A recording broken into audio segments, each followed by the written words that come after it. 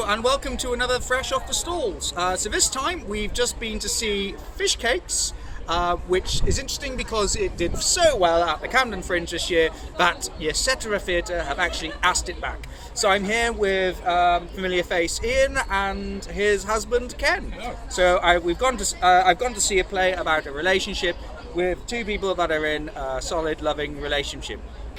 Go away, hate you. But yeah, so one of you want to sort of start off with initial thoughts about the play? It looks like it's me. It's a play that's not what you expect. It started off very witty, very funny, many laugh out loud moments in the first, minute really, and they carried on through most of the piece. Very, I don't know, what's the word, warm, it's endearing, and very surprisingly sad at the end, or towards the end. Little twist in there that makes you think, wow, that hit pretty hard. Yeah, I can second the whole laugh out loud thing. I haven't laughed that much in a while actually. There's just some moments that are wonderfully funny.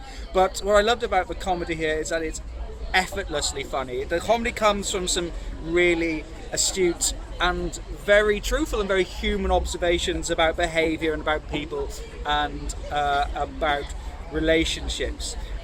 Ken, do you want to add anything? I want to involve you. Yes.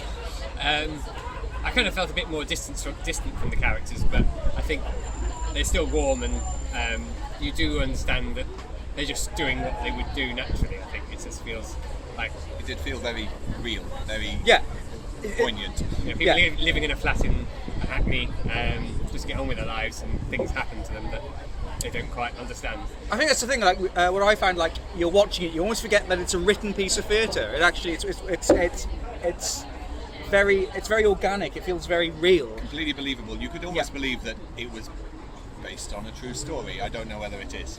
If you didn't know better, I think you'd know that Elizabeth and Ben, who I interviewed earlier, don't forget to check out that video, were actually a couple. They're not. I've been told they're not, which is a shame because they make a really cute couple, but they're not.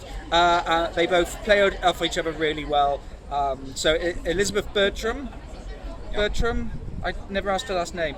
Elizabeth, who wrote the piece, they bounce off each other. It's Bartram. I was close. It's almost as if they both wrote the piece. But Elizabeth wrote it, although Ben was quite involved as well, I suppose, through how he contributes to the show, and you really feel that Ben. So Elizabeth's written the show, but Ben has contributed greatly. Which one's Ben? Ben was the other guy, the man in the relationship. The one that's called Callum. The one, I don't know, the press release it's a bit confusing. But yes, I think Callum might have been the other guy. He looks like Callum. Either that or Ben was pulling my leg when he introduced himself as Ben in the video earlier. Okay. So, yes, but Ben's contribution I think is as great as what Elizabeth's written. So I know that you mentioned earlier the sort of bit that's kind of like takes you by surprise. There's a bit at the very end, and I think this is the only thing I can criticise, and it's not really a criticism. The ending and where Elizabeth decides to take the narrative is very powerful.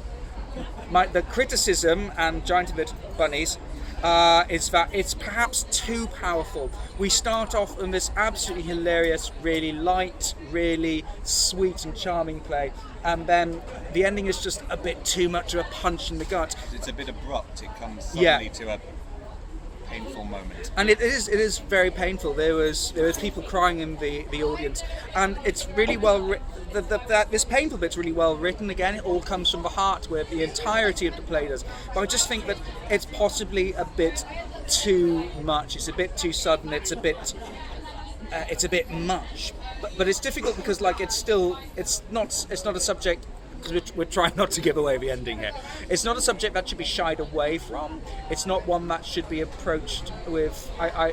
I'd hate to say like, oh well, it pulled that as a sort of cynical and sort of like, oh, it's too melodramatic, because it was really well done. But I just think that maybe it was a bit much. Maybe it was something that needs to be written because it's been written well, but possibly could go in a different play, one that doesn't set be set the tone too polemic. Or if it was less sudden. I mean, it goes from happy and joking to fairly tragic in a breath. But I almost disagree with you, Matt, because, and this is, thank you for leading in. We haven't rehearsed this, honest. We really haven't. So you say sudden, yes, it was a certain sudden change in the pace, in the severity.